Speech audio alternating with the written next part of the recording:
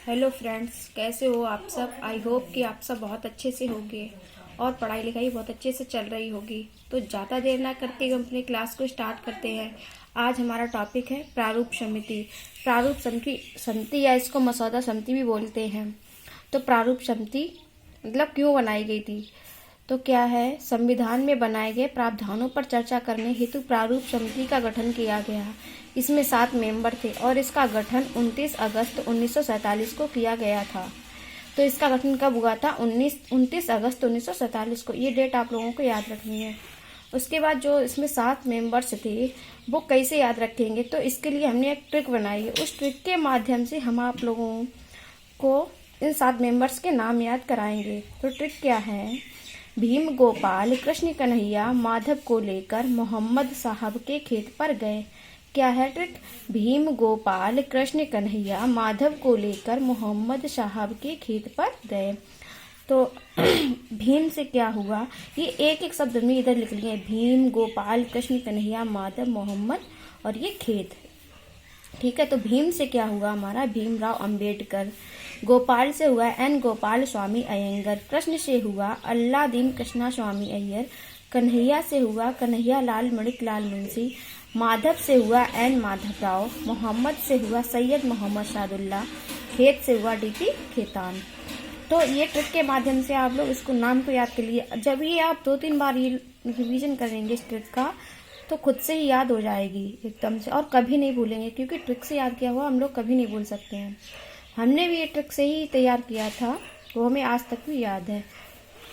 तो ठीक है, इसके बाद क्या है कि ये मेन पॉइंट जो है हमने नोट किए हैं वो आप लोग देखिए।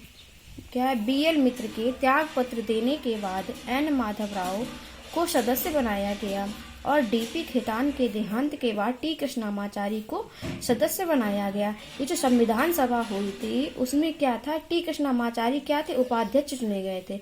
एचसी मुखर्जी और टी कृष्णामाचारी को उसमें क्या उपाध्यक्ष चुना गया था। वही उन्हीं को ये डीपी खेतान है, ये जो मेंबर्स है ये प्रारूप समिति के, इनके देहांत के बाद किसको चुन लिया गया था? तो उन्हीं उपाध्यक्ष मतलब टी कृष्णामाचारी को सदस्य बनाया गया। ठीक है, ये याद रखिए। इसके बाद क्या है, संविधान के समस्त प्रारूपों पर 114 दिन तक बहस चली। कितने दिन बहस चली थी? तो 114 दिन बहस चली थी। उसके बाद 284 सदस्यों ने प्रारूपों पर हस्ताक्षर करके अपनी सहमति प्रदान की थी, जिसमें से कितनी 8 महिलाएं थी। टोटल इसमें सदस्यों की कितनी संख्या थी? तो 284 सदस्य चुने गए थे। इन्होंने इन पर हस्ताक्षर किए थे प्रारूपों पर।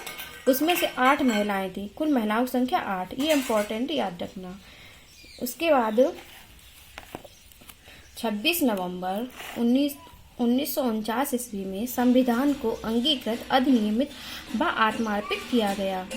इस दिन 16 अनुच्छेदों को लागू किया जाता है। तो हमारा संविधान अंगीकृत कब हुआ था? 26 नवंबर 1949 को। और उसी दिन क्या थे? 16 अनुच्छेद लागू हुए थे। सबसे पहले 16 अनुच्छेद लागू किए गए थे जब हमारा संविधान अंगीकृत हुआ था। तो 16 अनुच्छेद कौन कौन से थे वो आप लोग देख लीजिए। कौन से थे 16 अनुच्छेद? 5, 6, 7, 8, 9, 60, 324, 366, 367, 379, 380, 388, 391, 392, 393, 394। ये आप 16 अनुच्छेद देख लीजिए कि कौन कौन से अनुच्छेद थे जब हमारा संविधान लागू हुआ था, उस टाइम ये अनुच्छेद लागू किए गए थे। उसके बाद नेक्स्ट पॉइंट पे चलते हैं। 26 नवंबर को विधि दिवस के रूप में मनाया जाता है। परंतु क्या है, परंतु 2015 से इस तिथि को संविधान दिवस के रूप में बनाने का निर्णय लिया था। तो सबसे पहले 26 नवंबर को क्या विधि दिवस के रूप में मनाते थे, लेकिन 2015 से क्यों इसको संविधान दिवस के रूप में मनाया जाने लगा?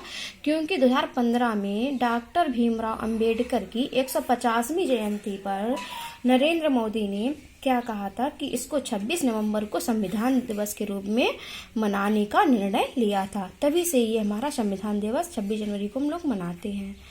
ये बात आप लोग याद रखिए। उसके बाद क्या है, 24 जनवरी 1950 को संविधान सभा की अंतिम बैठक करवाई गई थी। तब क्या, तो संविधान सभा की अंतिम बैठक कब हुई थी? तो 24 जनवरी 1950 को। उसके बाद 26 जनवरी 1950 को भारत का संविधान लागू किया गया था।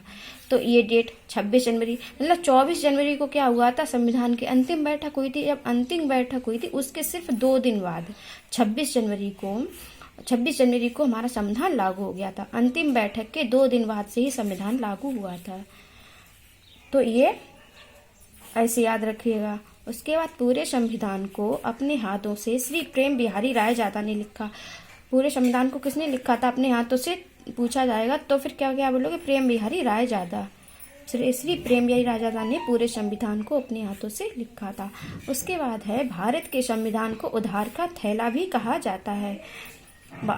अब ये होगा कि भारत को मतलब उधार का थैला क्यों कहते हैं, तो इसलिए इनको उधार का थैला भारत को कहा जाता है, भारत के संविधान को, क्योंकि भारत के संविधान में जो भी प्रावधान बनाए गए थे वो बाहरी देशों से लिए गए थे। ठीक है, क्योंकि इसमें बनाए गए प्रावधान बाहरी देशों के संविधान से लिए गए थे। बाहरी देशों से संविधान जो लिए गए, ये आलोचकों ने कहा था इसको उधार का थैला। तो जो भी प्रावधान जिस देश से लिए गए हैं वो प्रावधान हम आप लोगों को नेक्स्ट वीडियो में बताएंगे। तो इसलिए मेरे साथ आप बने रहिएगा, मेरी वीडियोज आप लोग देखते रहिएगा। वो आपको हम नई वीडियो में लेके आएंगे कि कौन से प्रावधान किस देश से लिए गए हैं। तो ये सब हमने इसलिए एक वीडियो में नोट कर लिया है, और इसलिए हमने पहले से नोट कर रखा है क्योंकि ज़्यादा टाइम ना लगे, क्योंकि वीडियो में लिखने में बहुत टाइम लगता है, तो पहले से नोट कर लिए हैं। ठीक है, तो फिर बने रहिएगा। आप लोग बताइए कैसा लगी मेरी ये क्लास। अगर समझ में आई हो और अगर इसी तरह मेरी क्लास चाहते हो तो प्लीज़ मेरे चैनल को लाइक सब्सक्राइब शेयर जरूर कीजिएगा। और हाँ, कमेंट बॉक्स में हमें फीडबैक जरूर दीजिएगा। Thank you friends.